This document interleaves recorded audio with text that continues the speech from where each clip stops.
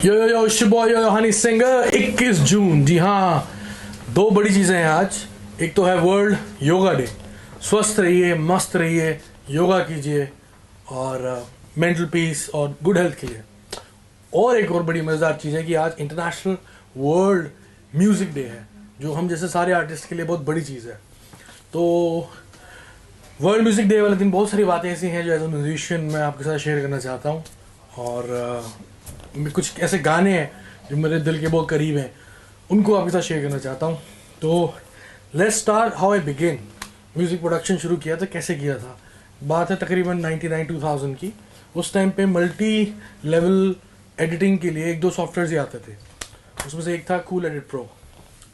उस पर मैंने काफ़ी मल्टी ट्रैक एडिटिंग करके, चॉप करके, किक्स और स्नेयर्स को काफ़ी कुछ बनाया। ये बातें उनको ज़्यादा समझ में आएंगी जो खुद म्यूज़िक बनाते हैं। किक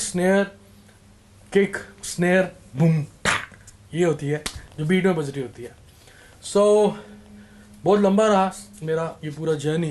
2003 में मेरे को मेरे दोस्तों ने एक सॉफ्टवेयर से इंट्रोड्यूस कराया जिसका नाम है एसिड प्रो वर्जन 4। तो उस पर मैंने म्यूज़िक बनाना शुरू किया, बीट्स बनानी शुरू करी। और इवन आप बिलीव नहीं करोगे, 2003 से लेकर 2019 है मैं सेम सॉफ्टवेयर पे काम करता हूँ। और एसिड प्रो पे काम करने के कुछ टाइम बाद प्रोपेलर हेड का एक और सॉफ्टवेयर है जिसे बोलते हैं रीजन, उसमें मैंने बीट्स बनानी शुरू करी रीड्रम में। और फिर उसके बाद थोड़ा बहुत फ्रूटी लूप्स पे काम किया, और फ्रूटी लूप्स पे मेलोडी बना के बीट बनाता था रीजन में, और उसको मैं एसिड प्रो में कंपाइल करता था।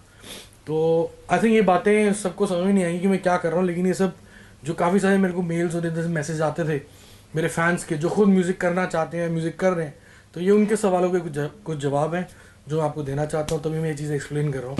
तो बहुत कुछ है म्यूज़िक प्रोडक्शन के लिए। आपको मेन ये चाहिए कि आप वर्ल्ड म्यूज़िक सुनो, हर तरह का म्यूज़िक सुनना चाहिए। उससे कहना कि आप इन्फ्लुएंस होके you can make your own beat, you can make people sing for you and you can also sing on it. So बातें हो रही थी म्यूज़िक प्रोडक्शन की, जो लोग बच्चे म्यूज़िक प्रोडक्शन करना चाहते हैं और कहीं से सीखना चाहते हैं। अब तो ऑल ओवर इंडिया में बहुत सारे ऐसे इंस्टीट्यूट हैं जो म्यूज़िक प्रोडक्शन, म्यूज़िक प्रोग्रामिंग सब सिखाते हैं, इंजीनियरिंग सिखाते हैं।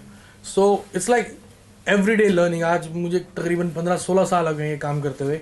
एज अ म्यूज़िक प्रोड्यूसर तो शुरू किया था, लेकिन आज भी कुछ ना कुछ सीखने को मिलता है, क्योंकि वर्ल्ड म्यूज़िक सुनते हैं, इंटरनेशनल बीट सुनते हैं, इंडियन बीट सुनते हैं, इंडियन गाने सुनते हैं। सब में कुछ ना कुछ सीखने के लिए कोई ऐसा ग्रूव मिल जाता है कि यार लगता है ये कुछ है, ये ग्रूव कुछ है, ये ग्रूव ऐसा है, ये ग्रूव वैसा है।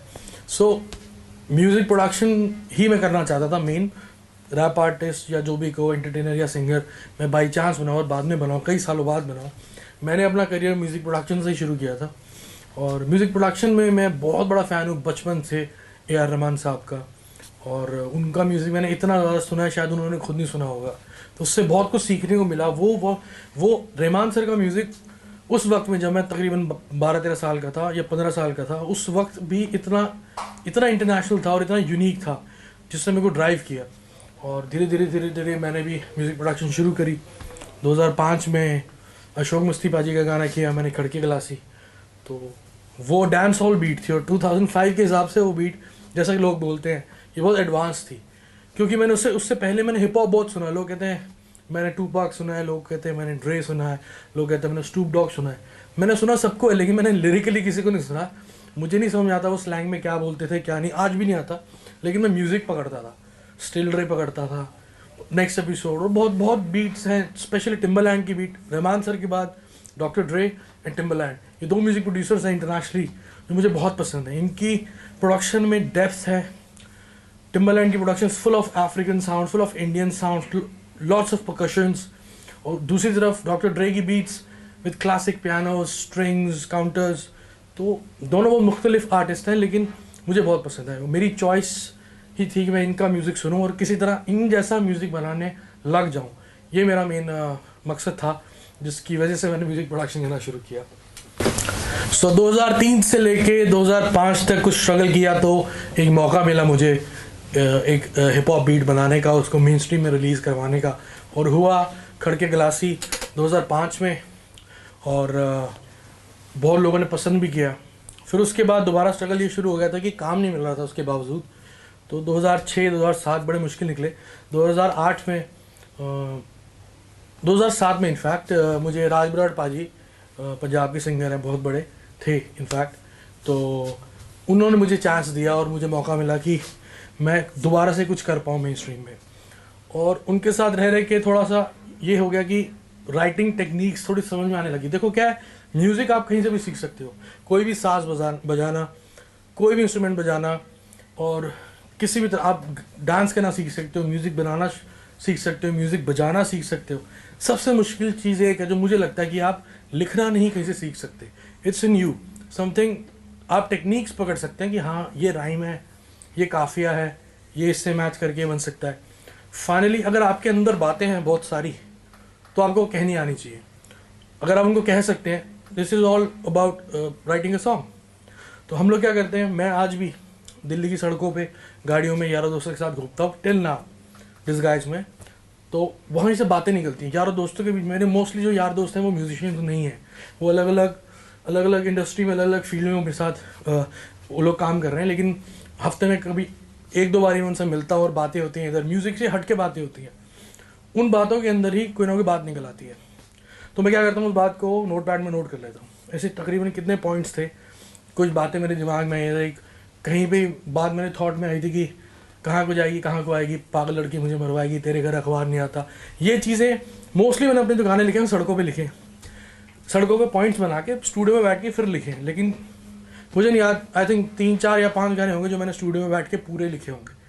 नहीं तो मैं आइडियाज़ को ही कलेक्ट करता था, स्लैंग्स कलेक्ट करता था और उनके साथ गाना बजाता था।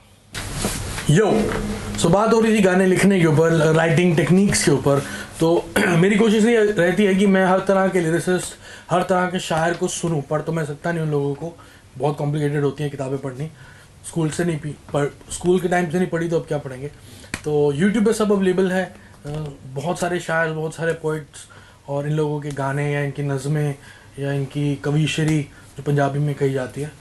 तो मैं बहुत बड़ा फ़ैन हूँ गुलजार साहब का, और बहुत सारे और राइटर्स हैं जिनको मैं सुनता हूँ। तो मेरे यार दोस्त पूछते हैं तू गाने बनाता है नाचने टापने वाले, जिसमें नए स्लैंग्स होते हैं, स्ट्रीट की बातें होती हैं, तो उनको क्यों सुन रहा है।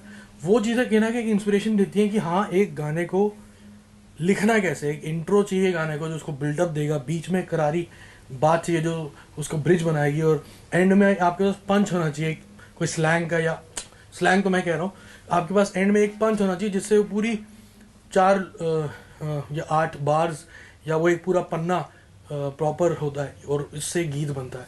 सो ये कुछ ऐसी बहुत, वही बता रहा हूँ कि म्यूज़िक आप किसी को भी सिखा सकते हो लेकिन लिखना नहीं सिखा सकते। वो अपने आप ड्राइव होता है, आप बातें सुनते हो, बातों में बातें निकलती हैं और फिर गाना लिखा जाता है। तो ये मेरी टेक्निक है गाना लिखने की, और ये मेरी टेक्निक है म्यूज़िक बनाने की। I still use Acid Pro version 4 till now. So बहुत सारे टेक्स्ट आ रहे हैं, बहुत सारे कमेंट्स आ रहे हैं कि नेक्स्ट सॉन्ग कौन सा होने वाला है। ये भंगड़ा हिप हॉप क्या होता है? ये भंगड़ा हिप हॉप छुपाना भी नहीं आता, बताना भी नहीं आता। कुछ छुपाऊंगा अभी, कुछ बताऊंगा अभी। भंगड़ा हिप हॉप है, ब्लेंड है, ये तो आपको पता ही लग गया। इस गाने में 6 कोरियोग्राफर्स ने कोरियोग्राफी करी है, क्योंकि एक कोरियोग्राफर प्रॉपर भंगड़ा है, एक कोरियोग्राफर बॉलीवुड स्टाइल है, 2 कोरियोग्राफर हिप हॉप है और 2 कोरियोग्राफर अर्बन हिप हॉप और अर्बन भंगड़ा का एक ब्लेंड है। सो हमने इन सबको, इन 6 लोगों को मिला के मगजमारी करके कुछ कंपोज किया है, डांस कंपोज किया, और आई होप आप सबको पसंद आएगा।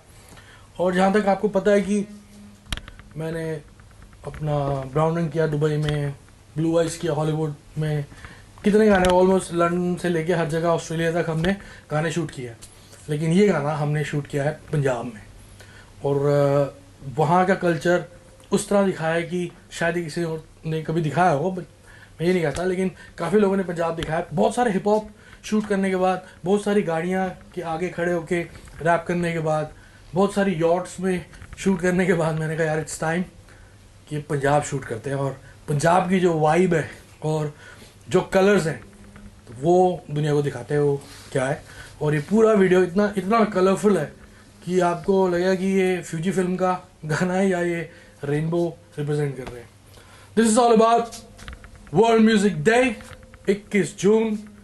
कीप ब्लेसिंग, कीप लविंग, यो हनी सिंगर।